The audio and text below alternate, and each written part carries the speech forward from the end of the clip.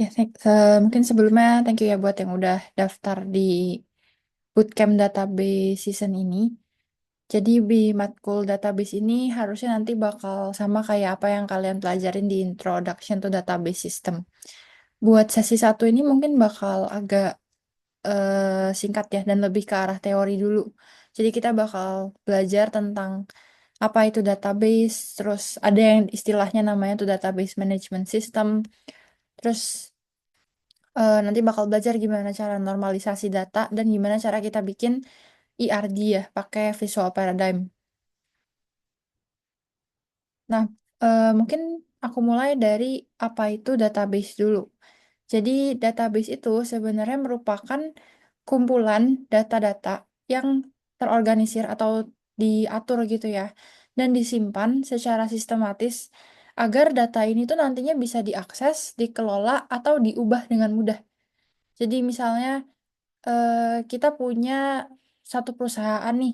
Perusahaannya itu misalnya merupakan perusahaan yang menyediakan biji-biji kopi gitu ya.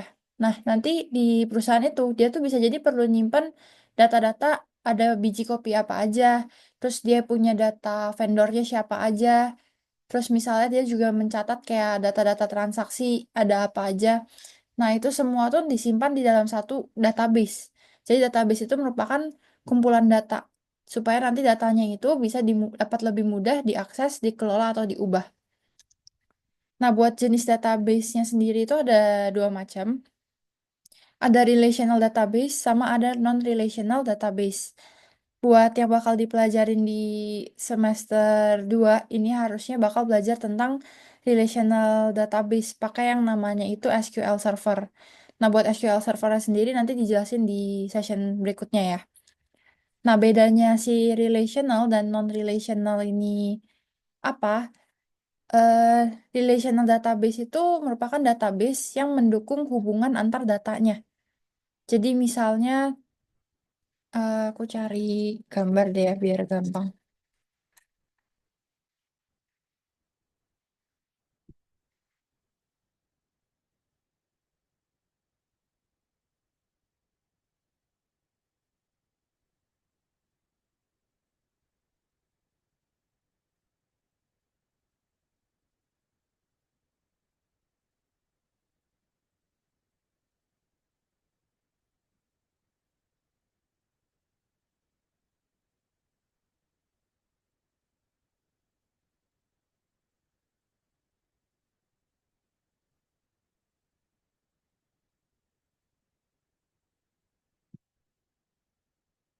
Nah, misalnya di sini kita punya satu database yang buat nyimpen posan Instagram gitu ya. Sebuah post Instagram itu kan bisa jadi dia punya contohnya ada caption ya, ada link image-nya atau apa yang lain gitu ya. Terus bisa jadi post itu juga punya yang namanya komen gitu. Dia bisa dikomen sama orang. Nah, kalau misalnya data ini kita simpan di relational database, kita bisa punya dua data. Misalnya contohnya di sini ada post, ada komen. Nah, post dan komen ini punya hubungan secara langsung. Secara langsung tuh gimana? Secara langsung itu di data komen dia itu nyimpen ID dari posannya. Nah, ini yang disebut sebagai relasional. Jadi ada relasi antara dua data yang terpisah. Ini dua data terpisah, terus dia punya hubungan gitu secara langsung. Nah, beda sama non-relational. Kalau non-relational itu biasanya komennya ini bakal langsung ditaruh di dalam postnya aja. Jadi nggak ada dua tabel kepisah yang saling dihubungin, tapi dia bisa jadi langsung jadi satu aja gitu. Atau bisa juga dia kepisah, cuman dia nggak ada relasi di antara dua tabelnya ini.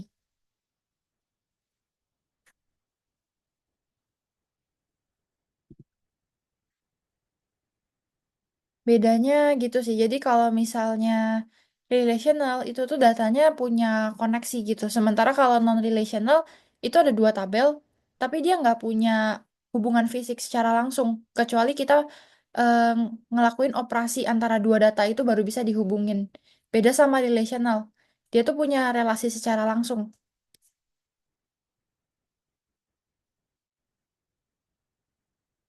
Nah, nanti yang bakal dipelajarin buat kedepannya itu yang relational database ya, kalau buat di semester ini. Nah, terus kalau udah ngerti konsep database-nya, dikenal juga ada namanya itu Database Management System. Apa itu Database Management System? Ini biasa disingkat DBMS ya. Apa itu DBMS? DBMS itu merupakan aplikasi atau software perangkat lunak yang bisa kita pakai untuk membuat, mengelola, atau mengoperasikan database. Jadi kan tadi database itu tempat kita nyimpen data. DBMS ini itu tuh aplikasi yang dipakai buat ngolah datanya.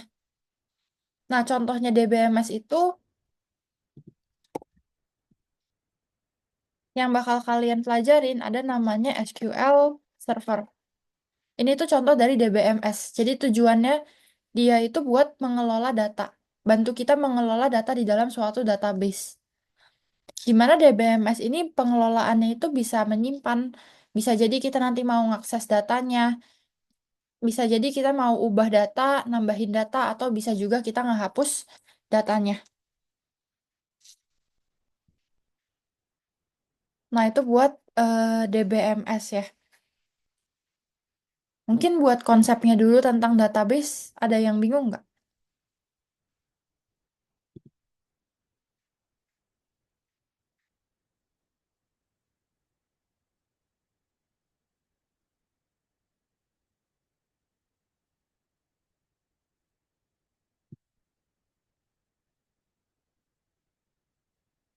Oke, kalau masih aman semua, kita lanjut buat materi yang berikutnya. Di session satu ini kita bakal belajar gimana caranya kita ngelakuin normalisasi data. Nah, normalisasi ini apa? Normalisasi ini merupakan proses pengelolaan data pada database untuk mengurangi pengulangan atau redundansi ya. Jadi buat ngulangin adanya data yang berulang. Dan kompleksitas data itu bakalan jadi lebih simple gitu, datanya nggak akan kompleks ya, karena data yang duplikat nih udah kita hapus gitu, udah kita pisah-pisahin, sehingga data itu menjadi lebih struktur untuk dibaca. Buat tahapnya sendiri, normalisasi itu bisa dibagi jadi 4 tahap. Ada UNF, 1NF, 2NF, dan 3NF. Sebenarnya ada tahap lain ya kayak 4NF, 5NF. Tapi buat yang bakal dibahas di kurikulum minus itu sampai 3NF. Nah, kita mulai dari UNF dulu. UNF ini singkatan dari Unnormalized Form ya, di mana atribut dari suatu entitas, atau suatu data, kayak contohnya tadi transaksi. Nah, suatu data transaksi, itu kita tulis dulu semua atributnya, tanpa kita pisah-pisahin. Itu Unnormalized Form, artinya dia belum dinormalisasi sama sekali.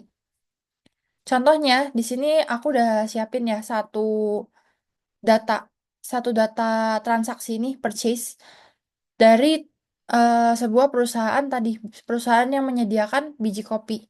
Jadi dia misalnya menyimpan data transaksi di mana transaksinya ini punya data tanggal, punya data staff, terus dia punya data vendornya siapa, data biji kopi yang dibeli apa, kuantitinya berapa, harganya berapa, dan total harga berapa, sama total pembayarannya berapa.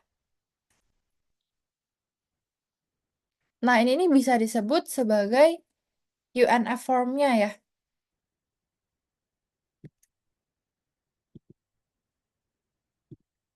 Aku rapiin dulu ya. Ini tuh UNF atau unnormalized form ya. Jadi datanya itu belum terstruktur nih. Data antara si payment, antara data staffnya siapa, vendornya siapa, tuh semua masih jadi satu. Belum jadi satu unit kecil-kecil gitu. Sementara kan kalau kita mau nge-manage data, itu akan lebih enak kalau misalnya datanya udah dipisahin masing-masing ya. Kayak data staff itu kan, misalnya di sini staffnya punya 3 atribut nih, ada nama, ada nomor telepon. Tapi bisa jadi nanti kalau di dunia asli ya, bukan di contoh soal ini, staff itu bisa aja punya contohnya alamat, terus bisa jadi dia punya eh, data-data lain lah ya, yang bisa jadi bakalan banyak dan menu-menuin kalau kita taruh dia di satu collection kayak gini, di satu koleksi data. Akan lebih baik kalau kita pisah-pisahin. Nah, step buat misah-misahin ini itu dikenal sama proses normalisasi tadi. Jadi kita bakalan menyederhanakan struktur datanya. Kita menyederhanakan kompleksitas struktur data. Jadi data tuh lebih mudah dibaca. Nah, ini form yang pertama tadi unnormalized form belum diapa-apain, semua masih jadi satu. Kalau dilihat nih satu data nih, misalnya satu data transaksi nih masih punya lebih dari satu eh, detail ya, atau pembeliannya tuh masih ada lebih dari satu. Nah, di langkah berikutnya namanya itu satu NF atau singkatannya itu first normal form. Di langkah ini kita bakalan menghapus atribut yang berulang dengan mengelompokkan data-data yang sejenis.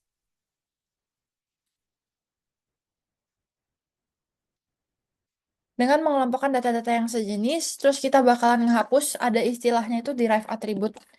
Nah, derive atribut ini apa? Derive atribut ini merupakan atribut yang nilainya didapatkan dari atribut lain.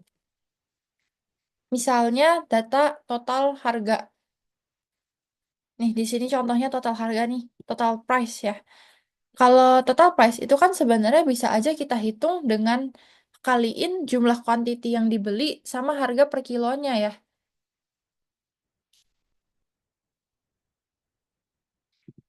Bisa kita kaliin buat dapetin data total price-nya. Nah, terus buat total payment-nya bisa kita dapetin dari penjumlahan total price-nya. Total harga yang perlu dibayar nih sama dengan jumlah total price. Nah, ini nih yang dikenal dengan istilah derive attribute. Jadi nilai dia itu bisa kita dapetin dari atribut lain, yaitu dari perkalian quantity sama harga. Terus di langkah satu NF ini nanti kita juga bakal nentuin nih mana yang jadi primary key dan mana yang jadi foreign key-nya.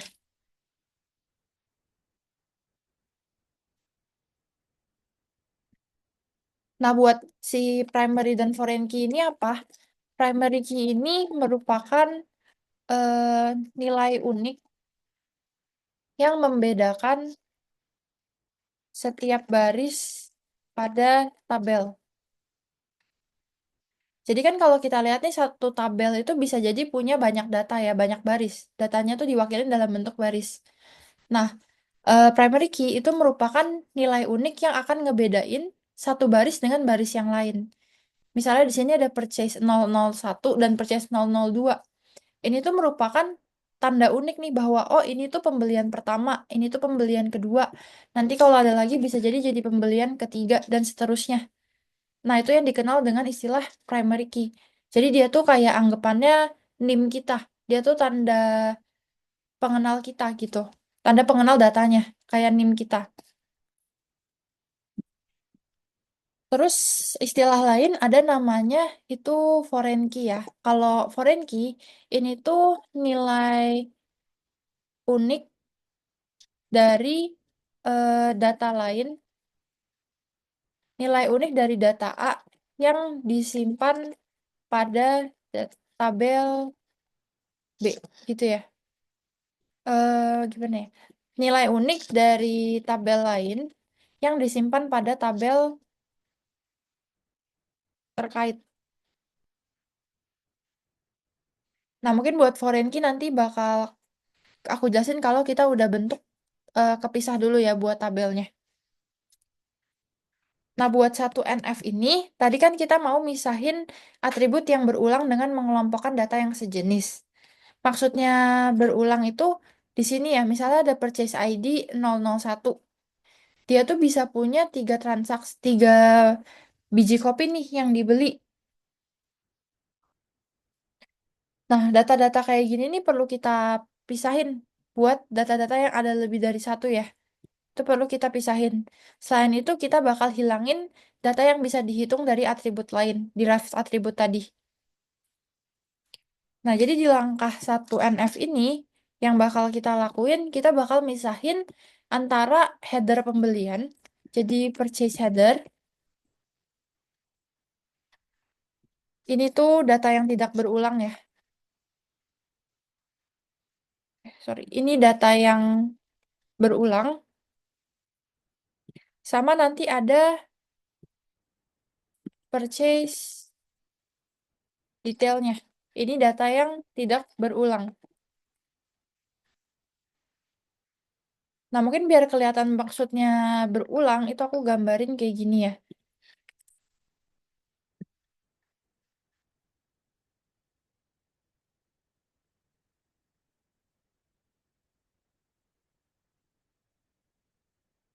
Sorry.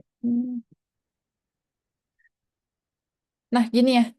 Jadi kalau dilihat kan sebenarnya PU001 di tabelnya itu bisa jadi ada tiga data ya. Yaitu dia bisa buat pembelian coffee bean pertama, coffee bean kedua, atau coffee bean ketiga.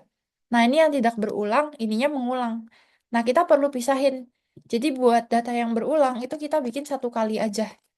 Kenapa? Karena tadi tujuannya satu NF itu kita akan menghapus data yang berulang dengan mengelompokkan data sejenis. Nah, di sini bisa kita bikin aja ada namanya purchase ID. Di mana purchase ID-nya berarti ada PU001 dan PU002. Nah, di sini kita tulisnya sekali aja PU001 gitu. Kita pisahin dulu data-data yang nggak perlu diulang.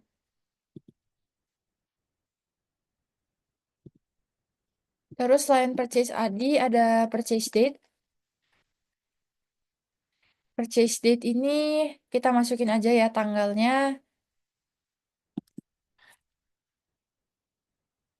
Terus staff ID,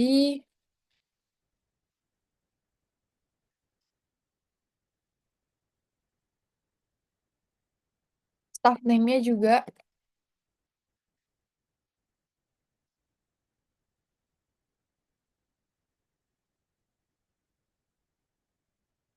staff phone-nya juga kita pindahin aja.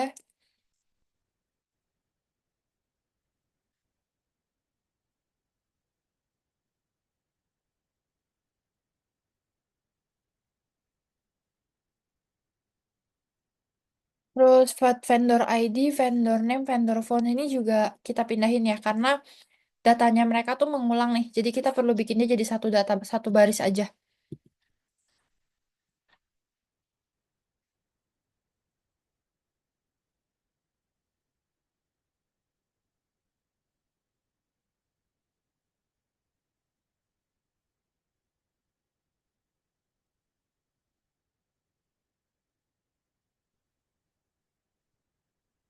Nah, buat data-data yang nggak berulang, kayak contohnya di sini, ini Cafe Bin 1, Cafe Bin 2, Cafe Bin 3, ini bakal kita masukin ke purchase detail. Di mana kita perlu kasih tahu juga ya, purchase detail ini tuh belongs ke purchase ID yang mana. Jadi purchase detail ini merupakan bagian dari transaksi yang mana. Di sini ada PU001, PU001 sebanyak ada tiga ya, ada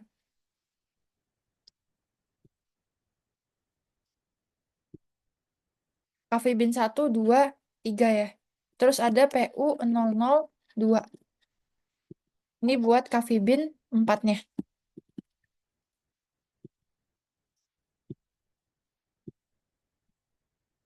Nah, terus untuk data harga yang di belakang ini total price dan total payment, karena mereka ini merupakan derived attribute, jadi kita hapus. Kita nggak masukin lagi nih anda ke purchase header ataupun purchase detail. Karena ini semua bisa kita hitung dari quantity dikali coffee bean-nya. Nah, jadi tadi di satu NF mungkin aku review ya. Kita bakalan misahin dulu nih eh, data yang berulang dan gak berulang. Nah, kalau dilihat di sini kan data kayak purchase date, staff ID, staff name, ini berulang ya untuk setiap transaksi coffee bean-nya, masing-masing bean yang dibeli. Nah, makanya kita pisahin, ini merupakan header transaksinya, dan ini merupakan detail transaksinya, apa aja yang dibeli. Apa aja yang dibeli, dan dia masuk ke transaksi yang mana. Nah, terus jangan lupa dihapus juga buat data-data yang bisa dihitung. Sama di satu NF, tadi kita perlu nentuin juga primary key dan foreign key. Primary key itu merupakan nilai unik yang membedakan setiap baris pada tabel, Sementara foreign key itu merupakan nilai unik dari tabel lain yang disimpan pada tabel terkait. Jadi kalau misalnya kita mau lihat purchase header dulu nih ya, kita perlu tentuin nih primary key-nya mana, foreign key-nya ada nggak. Nah, buat PKFK misalnya aku kasih warna hijau ya. Hijau tua ini PK. Jangan tua deh, nggak kelihatan. Hijau tua, hijau muda ini PK. Hijau, sorry, hijau tua ini PK, ini FK. Kuning itu kalau dia termasuk PKFK ya. Nah, PKFK ini apa? PKFK ini ada namanya composite key. Jadi dia merupakan eh,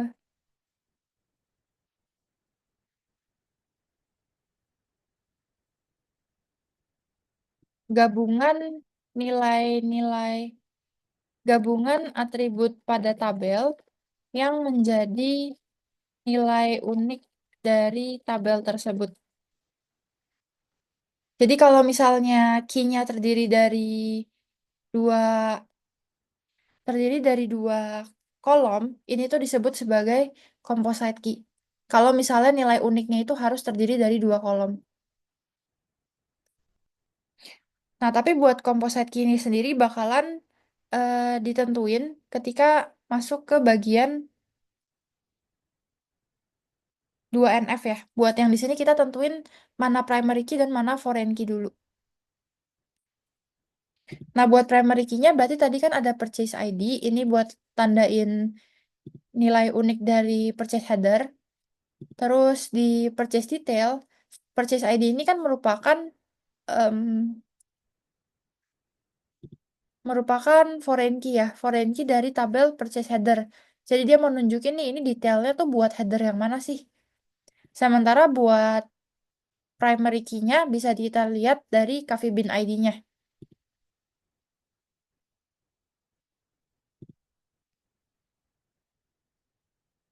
Nah, ini yang kita lakuin di satu NF. Jadi kita misahin data pengulang dan tidak berulang dan tentuin PKFK-nya.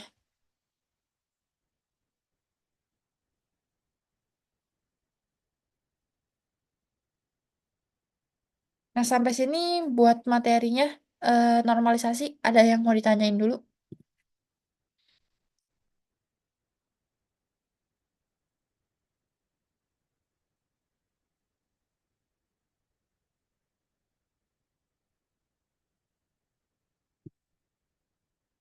Aman ya?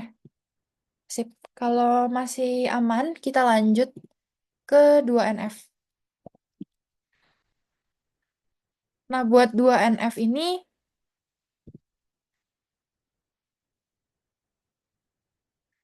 oke, ini ada yang nanya ya, buat PK sama FK bedanya di mana? Buat PK, dia itu merupakan nilai unik yang ngebedain data di satu tabel ini. Jadi misalnya purchase header nih, buat ngebedain antar barisnya itu kan kita mau bilang ini tuh purchase pertama, ini tuh purchase kedua. Baris satu nih purchase pertama, baris dua nih purchase kedua. Nah, itu kita bedain pakai purchase ID. Maka artinya purchase ID ini akan menjadi primary key dari purchase header. Sementara kalau FK, contohnya di sini, purchase ID ini kan bagian merupakan nilai dari purchase header ya. Dan purchase ID ini merupakan primary key dari purchase header. Jadi bisa kita sebut dia itu FK. Kenapa? Karena dia merupakan nilai unik dari tabel lain yang kita pakai di tabel purchase detail.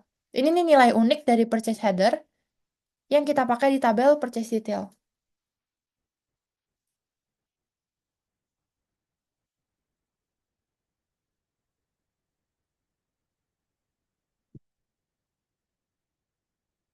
Oke, aman ya. Kalau aman, aku lanjut ke 2NF-nya.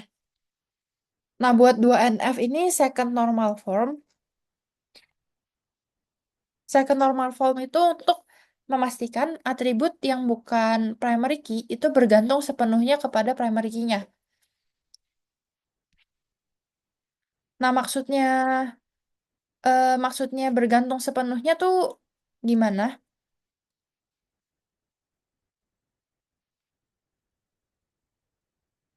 Jadi maksudnya itu setiap atribut yang ada di tabel ini itu tuh harus ditentukan berdasarkan primary key-nya ya. Jadi primary key, misalnya kita lihat dari purchase header nih. Ini aku copy dulu ke bawah.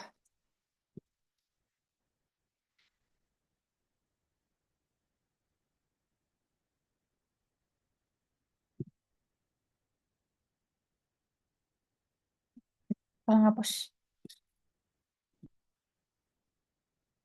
Nah, misalnya kita lihat dari yang ini.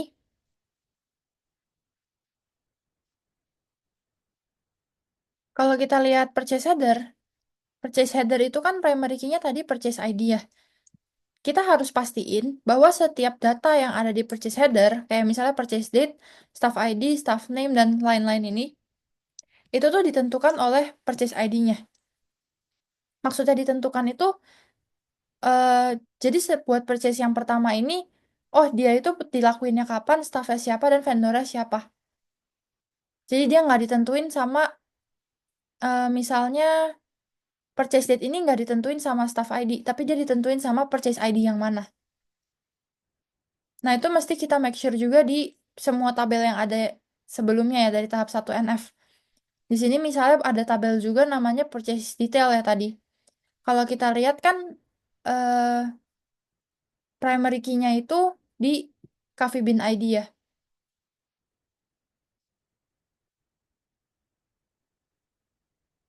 Nah, tapi kalau dilihat di sini purchase ID itu tidak ditentukan oleh Coffee Bean ID-nya. Tapi malah purchase ID ini yang menentukan Coffee Bean ID. Karena kan kita taunya Coffee Bean ID ini merupakan bagian dari purchase yang mana gitu ya. Nah, maka bisa dibilang si purchase ID ini sebenarnya merupakan foreign key yang menjadi primary key dari tabel purchase detail ini.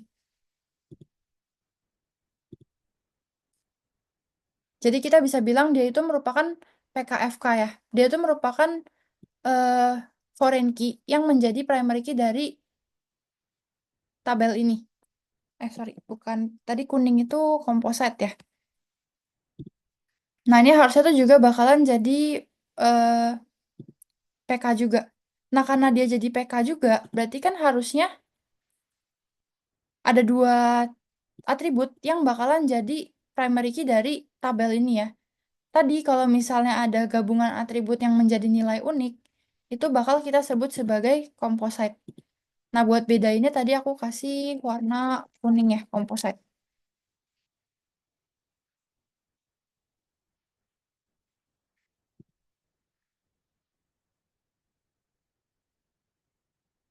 Nah, terus selain itu, kalau kita lihat Coffee Bean Name, quantity, dan harga, sorry, Coffee Bean Name dan quantity, sorry, bukan quantity, harga kopinya ya, itu kan ditentukan berdasarkan Coffee Bean ID yang mana yang dibeli, bukan berdasarkan purchase ID-nya ya. Jadi dia nggak, dua data ini nih, Coffee Bean Name dan Coffee Bean Price ini, nggak bergantung sama purchase ID. Dia cuma bergantung sama Coffee Bean ID-nya, yang merupakan primary key juga di sini. Nah, jadi perlu kita pisahin juga Coffee Bean ID ini ke satu tabel Coffee Bean. Yang bakal kita pisahin apa? Kita bakal pindahin nih Coffee Bean Name ini ke tabel Coffee Bean. Kenapa perlu dipindahin? Karena tadi, kalau di langkah 2 NF, kita tuh perlu mastiin atribut-atribut yang bukan primary key ini bergantung cuman ke primary key-nya aja. Bergantung sepenuhnya ke primary key. Sementara tadi Coffee Bean Name itu kan bergantungnya ke separuh primary key ya, cuma Coffee Bean ID-nya. Dia nggak pengaruh nih, purchase-nya mau apapun, tapi kalau ID-nya satu ya dia robusta gitu. Dia cuma pengaruh ke Coffee Bean ID doang. Dia nggak ditentuin berdasarkan purchase ID-nya. Beda sama quantity. Kalau quantity, quantity ini kan tergantung pada purchase ID dan kopinya. Dia bergantung keduanya. Dia nggak bisa bergantung ke Coffee Bean-nya aja, dia juga nggak bisa bergantung ke purchase ID-nya aja. Tapi dia ditentukan oleh dua key ini. Ditentukan oleh dua key ini tuh maksudnya misalnya di purchase satu nih, di purchase satu buat Coffee Bean satu itu dibeli sebanyak 3. Nah, kalau misalnya data ini hilang, data Coffee Bean ID ini hilang, kita nggak tahu nih purchase satu ini kopi apa sih yang kuantitinya 3. Kita nggak tahu ya nih kopi apa. Artinya quantity ini bergantung ke dua key ini. Sementara kalau tadi yang Coffee Bean Name dan Coffee Price ini, Coffee Bean Price itu nggak pengaruh ya, mau purchase nomor berapapun. Kalau misalnya nih di purchase 2, contohnya ya, contohnya purchase 2 ada CB001. Nah, nggak peduli purchase nomor berapapun, kalau Coffee Bean-nya satu, pasti dia Robusta. Nah, bedanya gitu ya. Kenapa yang ini perlu dipisahin, yang quantity enggak? Nah, itu buat di tabel 2NF. Jangan lupa nih tadi kita pisahin Coffee Bean ID ke Coffee Bean Table. Itu dia bakal jadi primary key-nya. Dia bukan composite ya, dia nggak gabungan.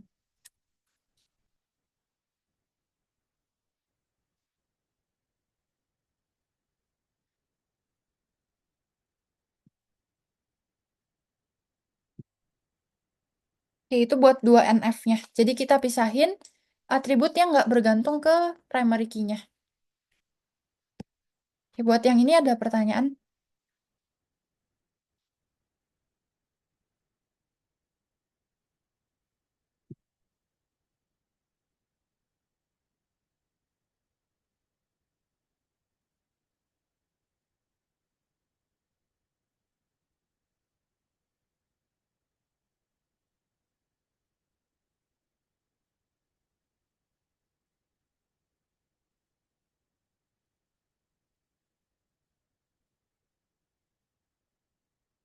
Apakah composite key hanya dibuat di 2NF, nggak bisa di 1NF? Sebenarnya bisa aja sih ya kita tentuin dari sini. Kenapa? Karena misalnya kita punya data nih.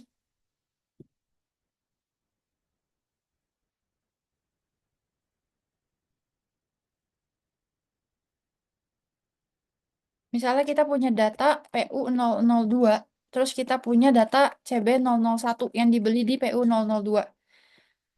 Kalau misalnya kita bilang bahwa cuman Coffee Bean ID ini yang merupakan primary key dari tabel purchase ID ya, sorry, dari tabel purchase detail, kita cuma bilang Coffee Bean ID-nya yang data primary key. Di sini sebenarnya ketemu ada dua baris dengan ID yang sama nih, CB001, CB001, ID-nya sama. Padahal yang primary key cuman yang ini foreign key-nya, gitu ya. Nah, jadi sebenarnya di sini tetap anggapannya kayak kompositnya udah kebentuk sih, cuma ditandain di sini.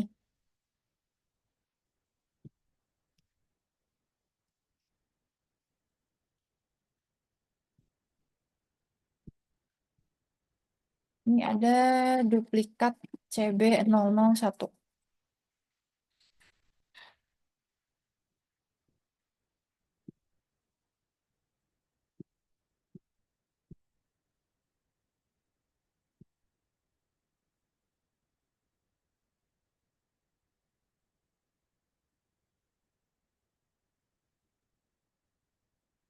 Itu ya buat yang composite key. Sebenarnya di sini udah ada composite key-nya.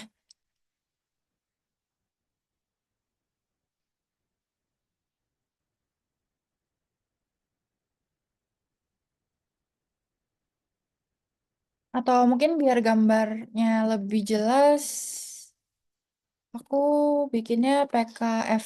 Kuning ini jadi PKFK aja deh ya. Jadi ini aku tandain dia PKFK.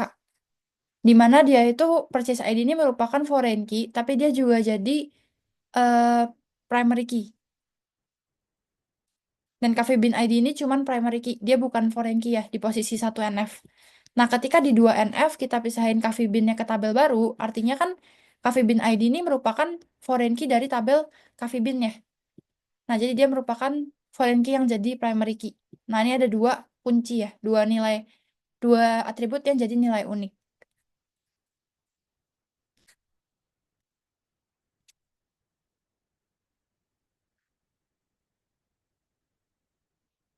Ini ada yang tanya, biasanya pakai 1NF, 2NF, atau UNF? Biasanya pakai semuanya ya. Jadi kalau normalisasi itu perlu dilakuin semua tahap ini. Sebenarnya masih ada tahap namanya 4NF, 5NF. Tapi ini nggak dipelajarin sih kalau di BINUS. Jadi biasa sampai di tahap 3NF-nya aja. Nah, mana yang perlu dijalanin ya dari UNF sampai 3NF ini perlu dijalanin semua ya. Itu harus. Jadi kita nggak milih nih pakai yang mana. Tapi kalau diminta soal normalisasi biasa dikerjain dari UNF sampai 3NF. Walaupun sebenarnya di dunia nyatanya ya, kalau kita di luar pembelajaran database di kuliahan gitu ya, bisa jadi data itu nggak perlu terlalu dinormalisasi sampai kecil-kecil banget. Kadang ada kejadian kayak gitu. Cuma ini karena pembelajaran di kuliah, jadi biasa dilakuin secara lengkap dari UNF sampai 3NF.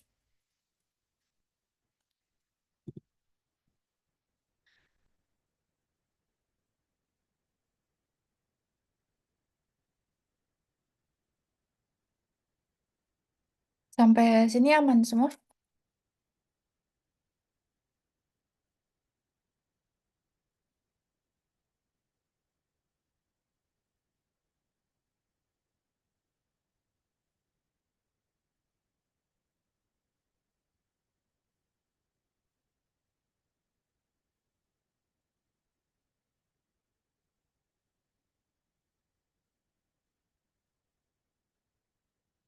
Oke, mungkin aku lanjut ya kalau belum ada pertanyaan lagi. Kita masuk ke 3NF ya, Third Normal Form ya. Nah, kalau di third normal form ini, kita tuh mau ngehapus, bentar, kayaknya ada yang nanya ya. Yang PKFK itu staff ID nggak bisa disebut sebagai PK, kan dia ngebedain. Nah, ini bakal kebahas di bagian 3NF ya. Dia nggak bisa kita sebut sebagai PK ya. Kenapa? Karena purchase ID ini udah membedakan antar baris di purchase header. Nggak mungkin purchase ID satu, misalnya purchase ID satu nih, nggak mungkin dia bisa punya tanggal yang beda sama purchase ID yang, sorry, maksudnya data yang di pertama ini, purchase satu, baris satu ini, kalau ID-nya satu, nggak mungkin dia punya dua tanggal yang berbeda gitu. Karena kan ini purchase satu ya, pembayaran transaksi satu ya cuma ada satu gitu, nggak bisa ada transaksi satu diulang 3 kali. Makanya yang jadi primary key cuma purchase ID-nya aja, staff ID ini bukan. Beda sama yang di purchase detail tadi. Kalau purchase detail itu kalau coffee bean-nya jadi primary key, bisa ada duplikat coffee bean.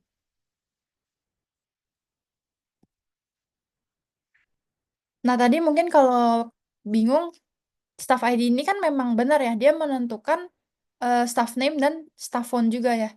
Kayak vendor ID juga nih, dia menentukan vendor name dan vendor phone. Nah, buat data-data yang kayak gini, itu bakalan kita hapus di 3NF. Kita kelompokin di 3NF, bukan dihapus ya, dikelompokin. Nah, 3NF ini tujuannya tadi ngehapus ketergantungan transitif dengan kita misahin atribut-atribut non-kunci. Jadi atribut yang selain primary key yang bergantung pada atribut bukan primary key di tabel tersebut ke tabel lain. Contohnya, di sini misalnya tadi ya ada tiga ini nih, ada data staff ID, staff name, staff phone. Nah, buat purchase ID, dia kan menentukan staff ID-nya. Tapi untuk staff name dan staff phone itu kan sebenarnya lebih ke bergantung ke staff ID ya dibanding purchase ID. Walaupun secara keseluruhan staffnya siapa itu bergantung ke purchase ID. Tapi untuk staff name dan staff phone itu sebenarnya bisa ditentukan dari staff ID-nya. Kalau staff ID-nya 217, oh ya udah pasti staff name-nya Scholastika, staff phone-nya ini. Nggak mungkin yang lain gitu karena ID-nya ini, namanya ini, phone-nya ini. Sama kayak kita punya NIM, namanya siapa, nomor teleponnya siapa, addressnya di mana. Nah, di sini artinya ada atribut nih yang bukan primary key bergantung ke atribut lain yang bukan primary key juga. Ini perlu kita pisahin ya.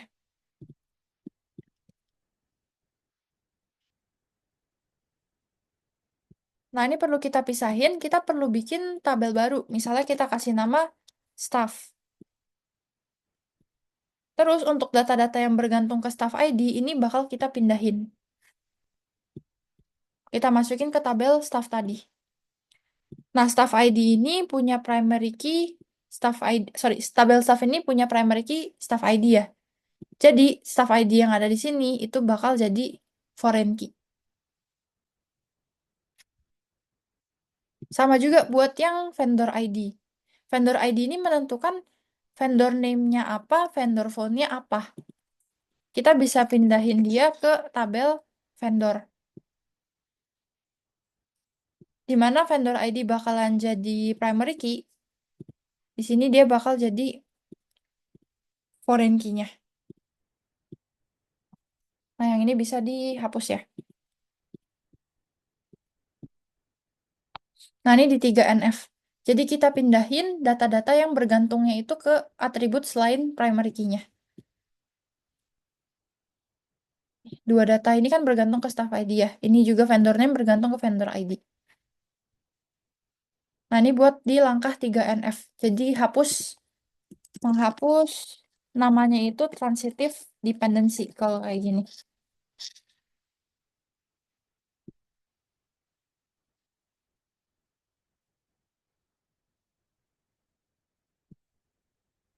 Nah, sampai sini ada pertanyaan?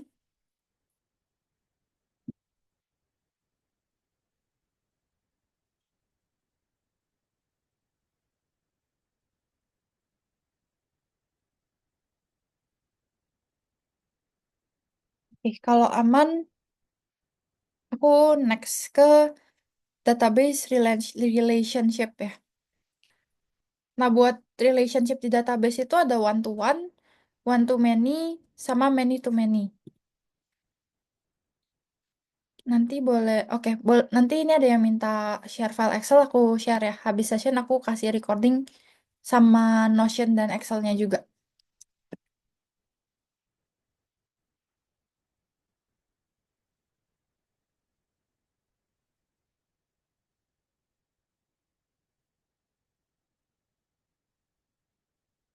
Nah, di sini database relationship itu bisa dibagi jadi tiga. Ada namanya one to many, sama many to many.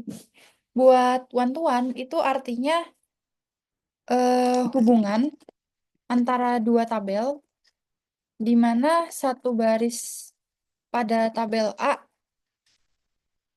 memiliki satu dan hanya satu relasi dengan satu baris pada tabel B.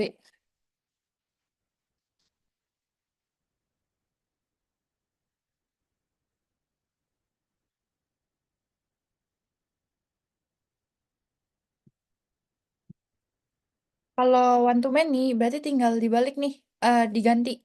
Satu baris pada tabel A itu bisa memiliki lebih dari satu relasi dengan baris pada tabel B.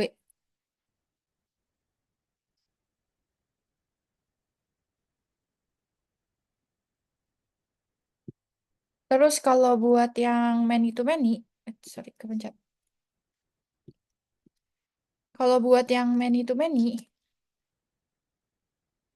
ntar ini mungkin biar lebih jelas, di mana satu baris pada tabel A itu memiliki lebih dari satu relasi dengan baris pada tabel B, dan baris pada tabel B hanya memiliki satu relasi dengan baris pada tabel A. Ntar mungkin lebih jelas kalau udah masuk ke contoh ya. Kalau many to many itu satu baris pada tabel A memiliki lebih dari satu relasi dengan baris pada tabel B, dan baris pada tabel B, satu baris pada tabel B memiliki lebih dari satu relasi dengan baris pada tabel A. Nah, mungkin buat contohnya aku sekalian sambil ngajarin IRD juga ya. Jadi ada namanya itu Entity Relationship Diagram. Nah, entity ini tuh merupakan entitas atau data, atau sama aja kayak anggapannya satu buah tabel. Nah, IRD ini atau Entity Relationship Diagram Itu tuh merupakan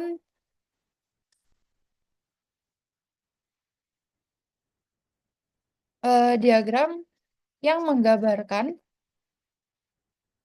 hubungan antar tabel. Nah, sebenarnya buat alat buat ngegambarin IRD ini ada banyak ya. Salah satunya itu bisa pakai namanya Visual Paradigm. Nah, di sini dia menyediain tools buat kita bikin IRD. Mungkin pertama aku jelasin dari relation one to one dulu ya.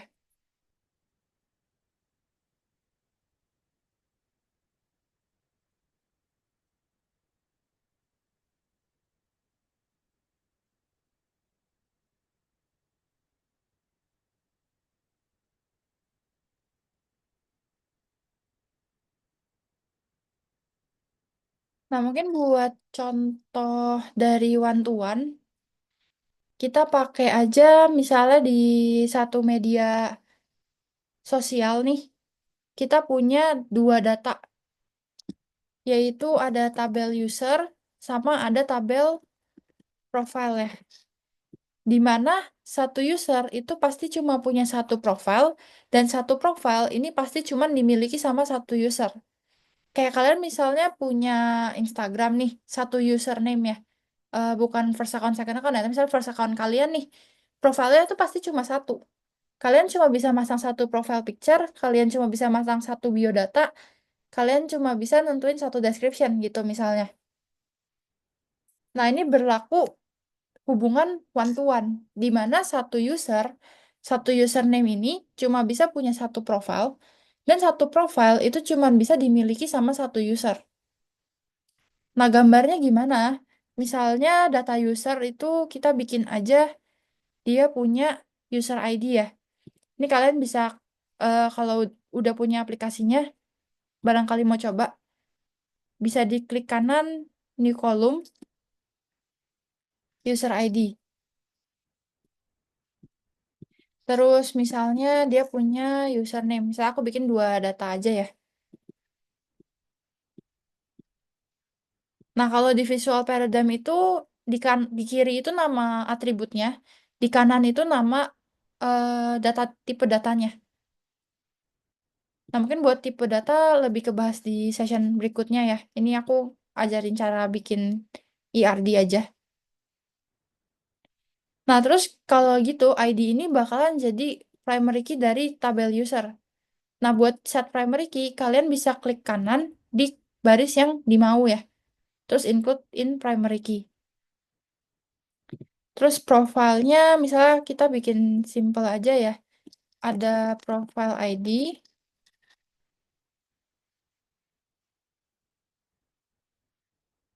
terus dia misalnya punya biodata, description, sama profile picture.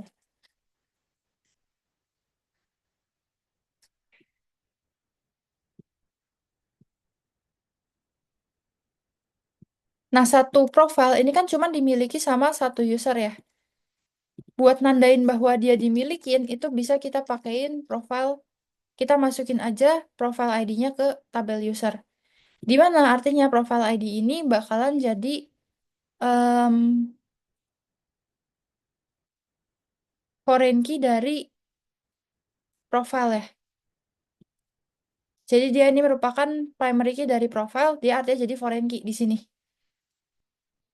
Nah, kita gambarin aja relasi one to one-nya. Nah, nih kalau misalnya kalian pakai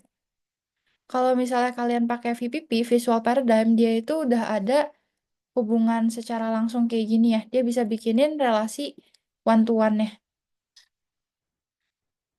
Nih, kalau kita mau gambarin, berarti harusnya satu user itu punya satu profile ya. Sorry.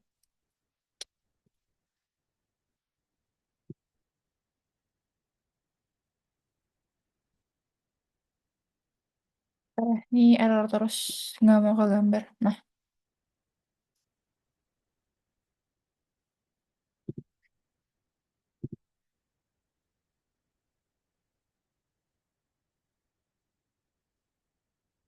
Nah, harusnya nanti eh, kita bakalan jadiin si profile ID ini sebagai primary key dari tabel usernya ya. Wait, ini nggak mau gambar, bentar ya.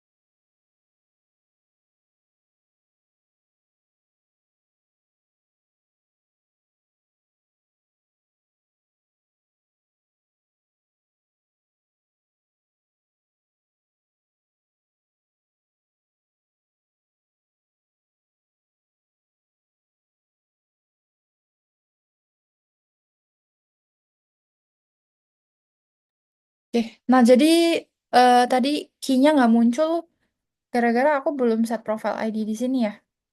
Kalau dari set profile ID terus kita hubungin profile ke user, harusnya bakalan munculin foreign key di sini. Kayak gini.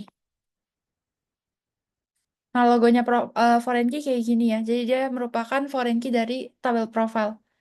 Nah, ini yang menggambarkan relasi one on one nih. User punya satu profile, profile punya satu, dimilikin sama satu user. Terus kalau one to many itu contohnya tadi di eh, soal normalisasi ya. Ada namanya purchase header dan ada namanya purchase detail. Misalnya tadi purchase header itu punya ada purchase ID, purchase date, staff ID, vendor ID. Terus kalau yang purchase detailnya dia punya purchase ID, Coffee Bean ID,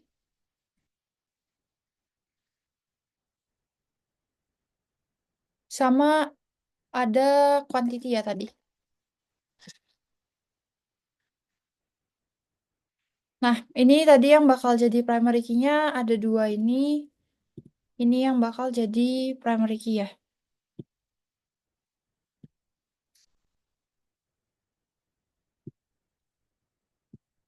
Buat relasinya, tadi kita bilang satu purchase header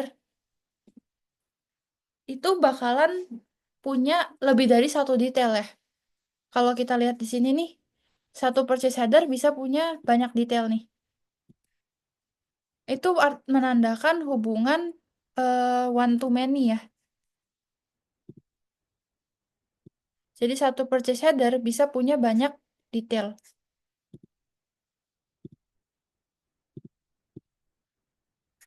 Nah, di sini kita tandain bahwa purchase ID ini merupakan foreign key dari purchase header. Satu header bisa punya banyak detail, tapi satu detail itu cuma punya satu purchase ID. Belongs ke satu purchase ID. Nggak lebih dari satu. Nah, itu berlaku juga misalnya kayak ada staff ID, vendor ID. Ini juga hubungannya one to many ya sama purchase header. Karena kan satu staff ID ini ngewakilin satu staff ya. Satu vendor ID juga ngewakilin satu vendor.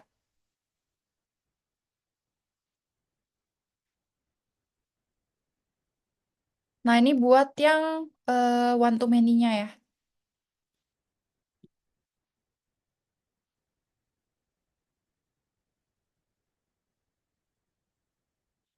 Nah, buat yang many to many, mungkin contohnya di sini aku pakai Coffee Bean ya.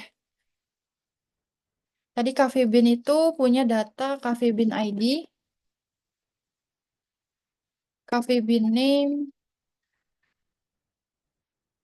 sama Coffee Bean price.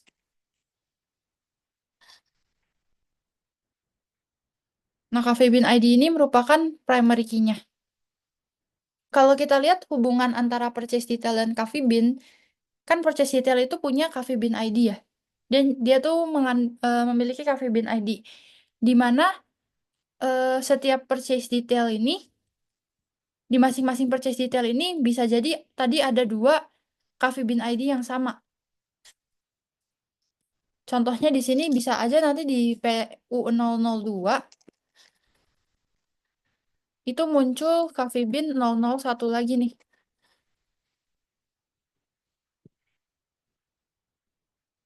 Artinya purchase detail ini kan bisa punya lebih dari eh, bisa punya Coffee Bean ID lebih dari satu gitu ya.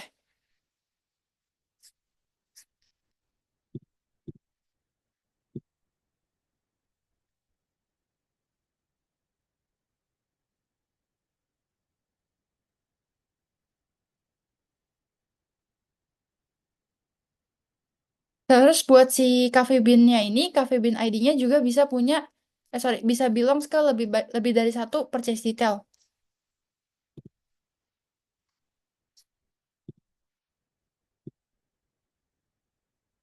Balik, sorry. Jadi hubungannya itu satu Coffee Bean ID ini bisa muncul di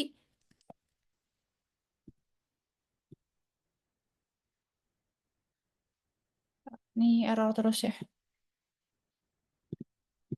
Hmm,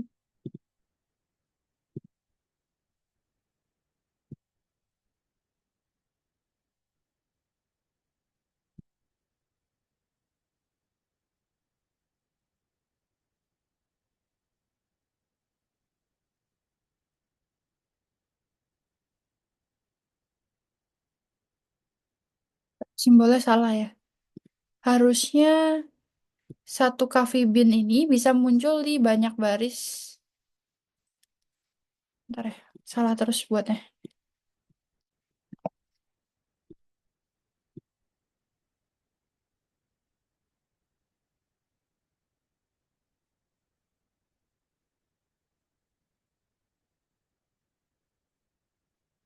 Masih nggak kebuat. Mungkin aku bikinin entity baru aja deh buat contohnya.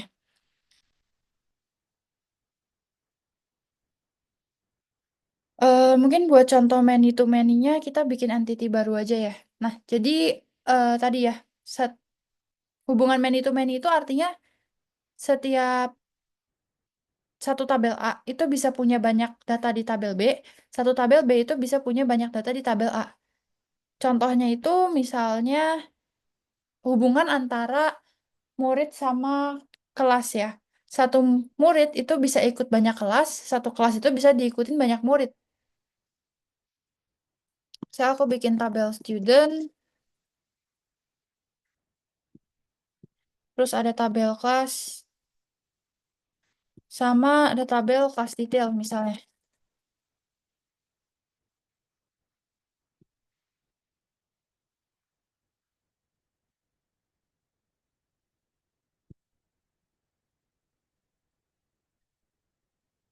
Terus misalnya si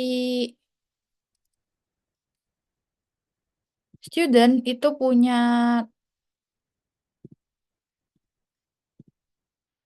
student ID sama student name.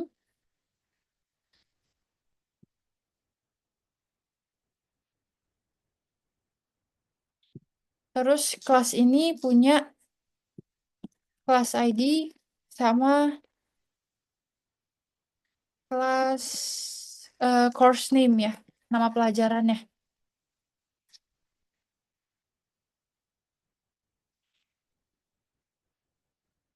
Nah, biasanya buat ngegambarin many to many itu kita pakein satu tabel lain sih, kayak kelas detail di sini ya, contohnya yang di tengah-tengah.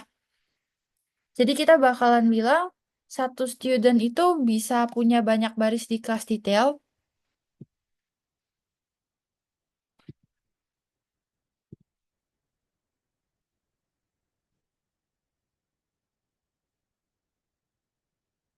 Jadi student ID ini, satu student ID ini bisa muncul banyak kali di kelas detail, dan satu kelas itu juga bisa muncul banyak kali di kelas detailnya.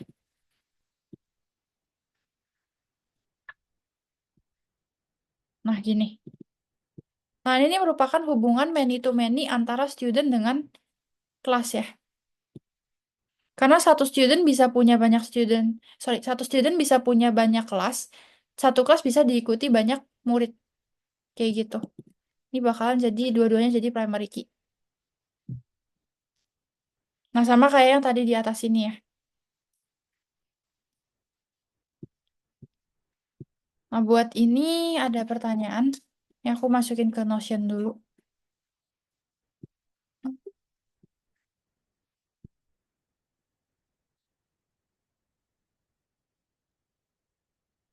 Ini tadi satu user bisa punya satu profile dan satu profile dimiliki oleh satu user. Kalau one to many itu tadi contohnya satu header bisa punya banyak detail dan satu detail dimiliki satu header. Kalau many to many itu satu student bisa mengikuti banyak kelas dan satu kelas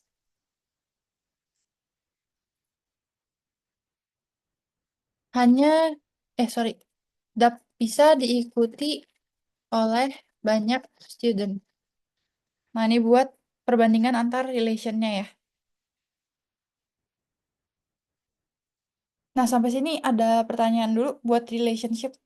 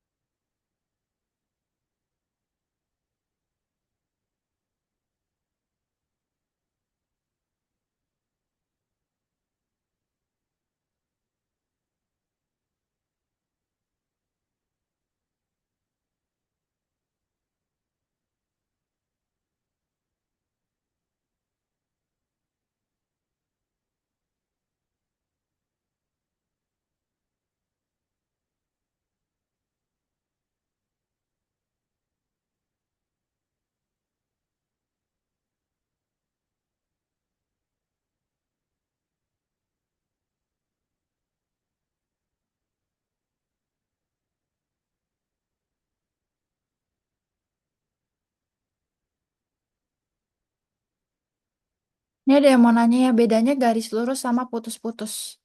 Oke, jadi kalau kita lihat tadi di sini ada garis putus-putus sama ada garis lurus ya. Garis lurus ini tuh biasanya kebentuk kalau eh, primary key dari tabel yang di kiri ini jadi primary key juga di tabel yang di tengah. Ini nih harusnya juga bakalan jadi putus-putus sih.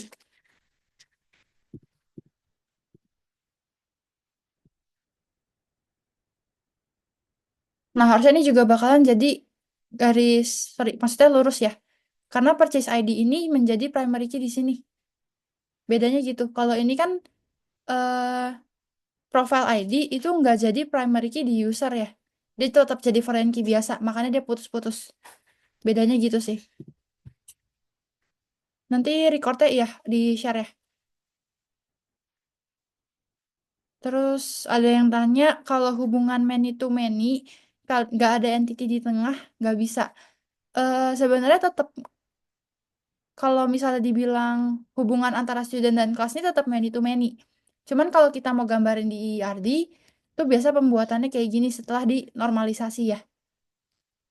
Karena kalau misalnya kita mau nyimpen kelas ID di sini nih, misalnya kita simpan kelas ID langsung, berarti kan satu student ini bisa punya banyak kelas ID ya. Bentuknya tuh perlu dalam bentuk array gitu, bisa punya banyak kelas. Jadi tujuan yang di tengah ini untuk penggabungnya aja sih, ngegabungin si student dan kelasnya.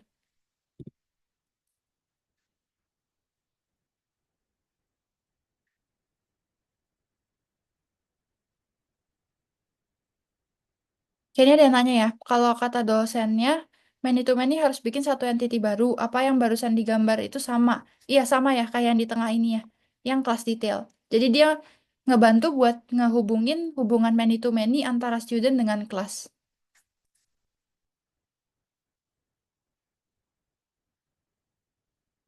Biasanya kalau yang garis many to many ini jarang kepake sih, memang yang kepake yang kayak gini.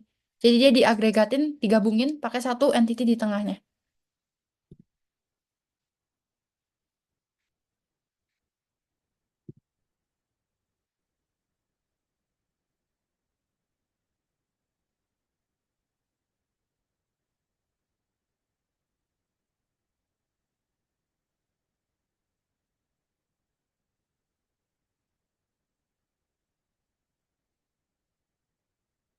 Harusnya buat materinya sampai di relationship sih. Mungkin masih ada yang mau ditanyain dulu.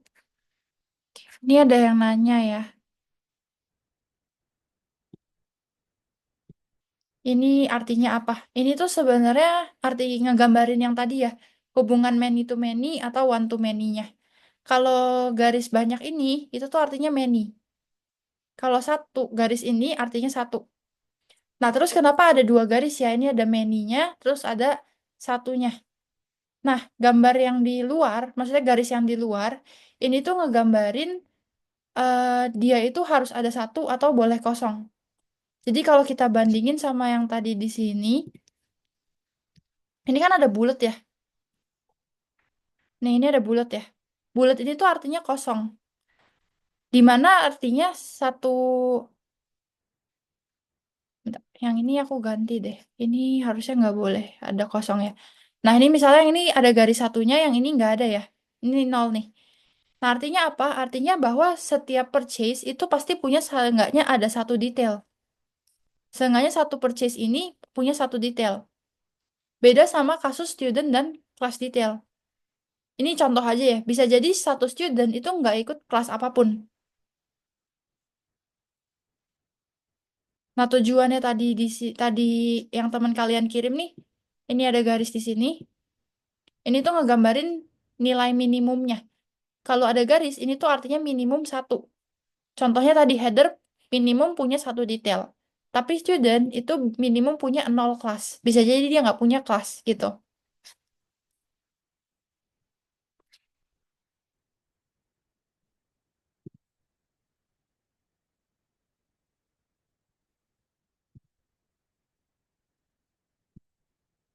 Oh, sama mungkin nambahin yang ini ya. Ini kalau garisnya satu-satu, berarti artinya tuh cuma punya satu dan hanya satu.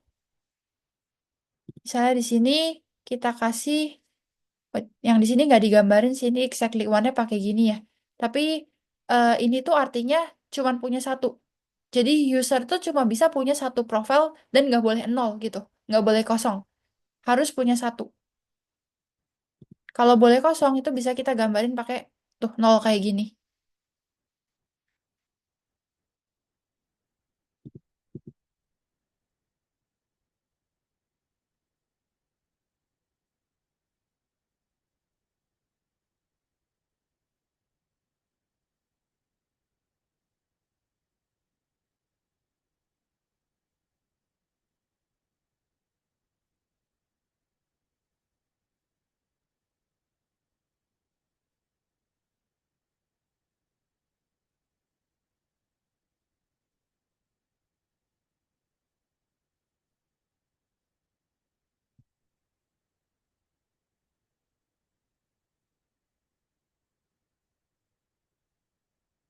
Ada yang bilang garis putus-putus itu opsional dan mandatory itu yang normal line.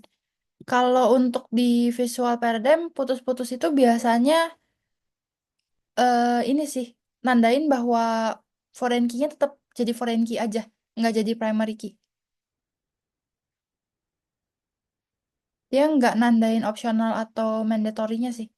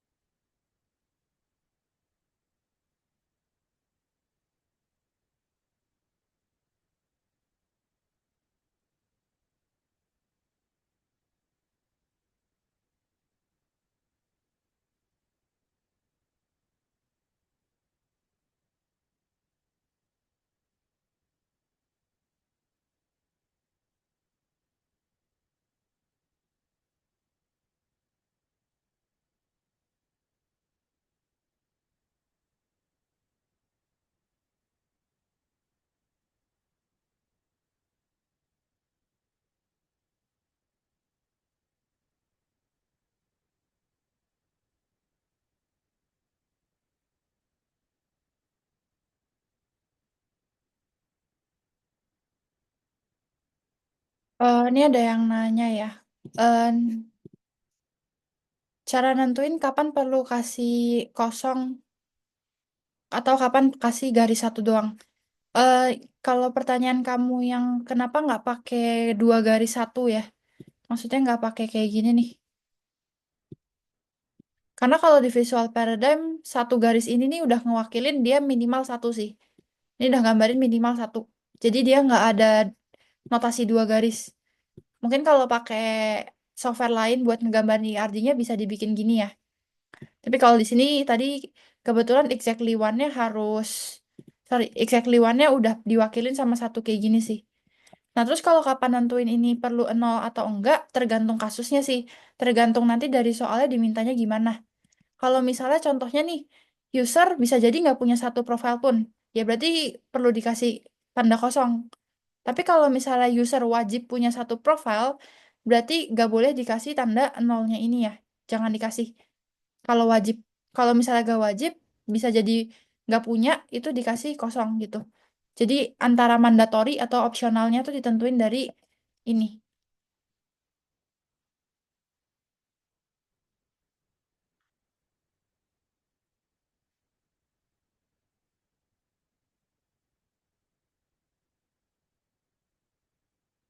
Resip kalau udah aman.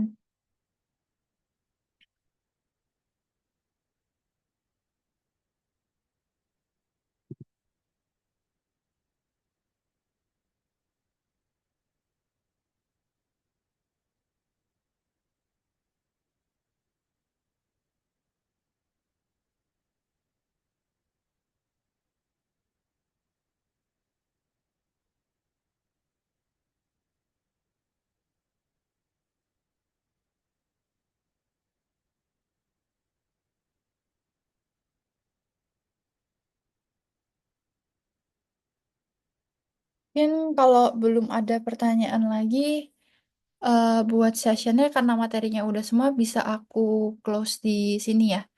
Nanti buat materinya aku share di Discord langsung aja ya. Aku taruh di channel yang material ya. Ntar bisa dilihat di sini ya.